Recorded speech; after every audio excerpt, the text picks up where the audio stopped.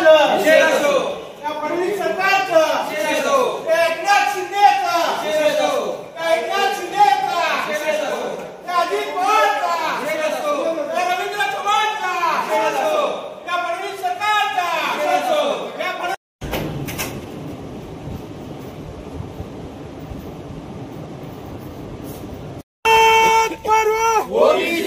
अशोक चव्हाण मुर्दाबाद मुर्दाबाद मुर्दाबाद रवींद्र चव्हाण मुर्दाबाद मुर्दाबाद अजित गोपछडे मुर्दाबाद मुर्दाबाद मुर्दाबाद अशोक चव्हाण मुर्दाबाद मुर्दाबाद मुर्दाबाद रवींद्र चव्हाण मुर्दाबाद मुर्दाबाद मुर्दाबाद अजित गोपछडे मुर्दाबाद मुर्दाबाद मुर्दाबाद मुर्दाबाद एकनाथ शिंदे मुर्दाबाद मुर्दाबाद मुर्दाबाद अशोक चव्हाण मुर्दाबाद मुर्दाबाद मुर्दाबाद अशोक चव्हाण मुर्दाबाद मुर्दाबाद मुर्दाबाद रवींद्र चव्हाण मुर्दाबाद मुर्दाबाद मुर्दाबाद रवींद्र चव्हाण मुर्दाबाद मुर्दाबाद मुर्दाबाद मूग गिळून गप असलेले नांदेड जिल्ह्यातले सगळे आमदार मुर्दाबाद मुर्दाबाद मुर्दाबाद त्यांचे सगळे जिल्हा परिषद सदस्य चेले चपाटे मुर्दाबाद मुर्दाबाद मुर्दाबाद वोट हमारा राज तुम्हारा प्रत्येक आमदाराला कोणत्याही खासदाराला कोणत्याही लोकप्रतिनिधीला नांदेड शहरात या नांदेड जिल्ह्यात ओबीसी एकजुटीचा ओबीसी एकजुटीचा ओबीसीच्या पाठीत खंजर खुपसणारा देवेंद्र फडणवीसांचा खाली पाय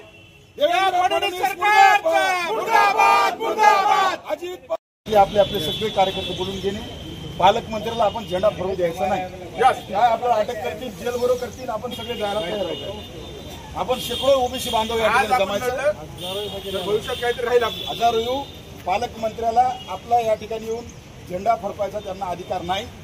आणि त्यांनी आमचं पूर्ण भाजप सरकारने बरबादी केली कुठल्याही मंत्र्याला नांदेड जिल्ह्यामध्ये फिरू द्यायचं नाही असं आपण सगळ्यांनी मिळून ठराव आहे सगळ्यांना मान्य आहे का आम्ही या जीआरचा निषेध करतो।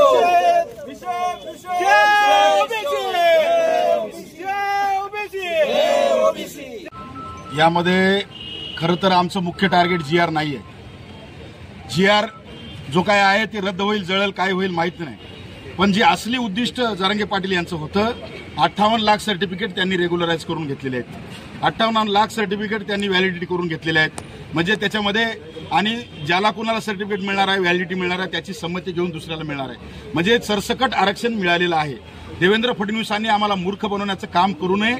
ते जीआरच्या नावाखाली जे जीआर तर आम्ही जाळतो, जीआर तर आम्ही फाडलेलाच आहे, जीआर तर मान्यच नाही आम्हाला, पण जीआरच्या आडमध्ये जे 58 लाख सर्टिफिकेट दिलेले आहेत ते सगळ्यात मोठं डेंजरस गोष्ट आहे। आणि उद्याच कोर्टामध्ये जीआर रद्द जरी झाला तरी आम्हाला पुन्हा ओबीसीला मूर्ख बनवणार। बघा जीआर रद्द झाला, ऍक्च्युअली त्यांनी 58 लाख सर्टिफिकेट त्यांनी दिलेले आहेत, म्हणजे मराठा समाजाला सरसकट ओबीसीत घेतलेला आहे। माझं या ठिकाणी देवेंद्र फडणवीसांवर जास्त टीका आहे, कारण भाजप पूर्णपणे ओबीसीचं मतदान ओबीसीच्या आरक्षणाला धक्का लावणार नाही असं म्हणून निवडणुकीमध्ये त्यांनी आमचं मतदान घेतलं आणि ओबीसीच्या जीवावर सरकार आणलं, पण आज नुसता ओबीसीला धक्का दिला नाही तो ओबीसीचा त्या ठिकाणी संपूर्ण सामूहिकपणे अत्याचार केला आहे। ओबीसीला पूर्णपणे पायदळी तोडून टाकले, धक्क्याचं तर पाय विषय राहिलं नाही। त्याच्यामुळं देवेंद्र फडणवीस सरकार, एकनाथ शिंदे आणि अजित पवाराबद्दल आम्हाला काही म्हणायचं नाही, ते तर त्यांचेच आहेत,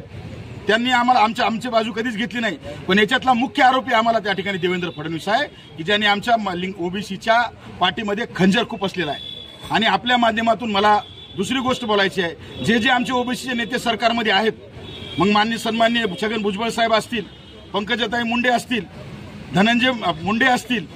ही सगळ्या मंडळींनी राजीनामा दिले पाहिजे, सरकारच्या बाहेर पडलं पाहिजे। जर तुम्ही आमची कळवळ असेल तुम्हाला आता तर तुम्ही ड्रामा करू नका राजे, आम्ही नाराज आहात फिराज आहात, काय आम्हाला तुमचं घेणं देणं नाही। जयकुमार गोरे सारखा बदमाश मंत्री त्या ठिकाणी त्या उपसमितीमध्ये जाऊन त्यांच्या स्टेजवर नाचतो।